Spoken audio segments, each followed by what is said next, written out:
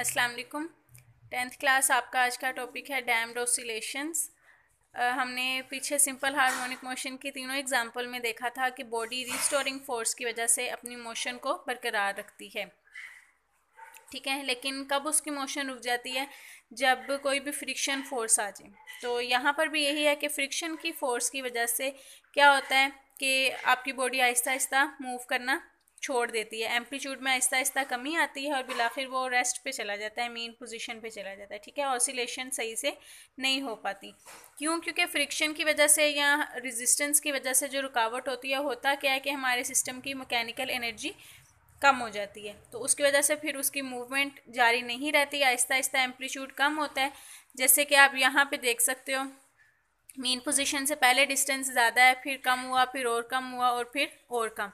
तो ग्रेजुअली ये एम्पलीट्यूड कम होता जाता है, जिससे हम कहते हैं कि ये मोशन क्या हो गई है, डैम्ड हो गई है, यानी उसके एम्पलीट्यूड में कमी आ गई है। तो ये एक डैम्ड ऑसिलेशन है। अब इसको हम डेली लाइफ में कहाँ यूज़ करते हैं?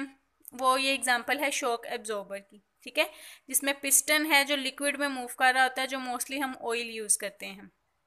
क्या होता है कि इसका जो अपर पोर्शन होता है वो हमारी कार के साथ अटैच हुआ होता है, ठीक है, बॉडी ऑफ द कार के साथ, जो कार का हिस्सा होता है, ताकि अगर वो किसी भी बम्पी रोड के ऊपर से गुजरे तो बजाय इसके कि वो वाइब्रेट करे और उसमें ऑसिलेशंस प्रोड्यूस हों, तो ये शॉक एब्जॉर्बर क्या करता है, उन सारी वाइब्रेशंस को क्या कर लेता है, डैम्प कर देता है, यानी उनके एम्पलीट्यूड को कम कर देता है और जो एनर्जी होती है उस सारी एनर्जी को ऑयल की हीट एनर्जी में ट्रांसफ़र कर देता है। तो गाड़ी किसी तरह के इफेक्ट से बच जाती है।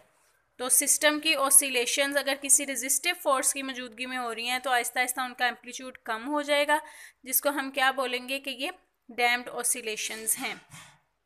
ये है तो शॉर्ट क्वेश्चन ही है, डेफिनेशन आती है एग्जांपल या फिर ये आती है एग्जांपल की एक्सप्लेनेशन, लेकिन आपने इसको कंप्लीट ही करना है।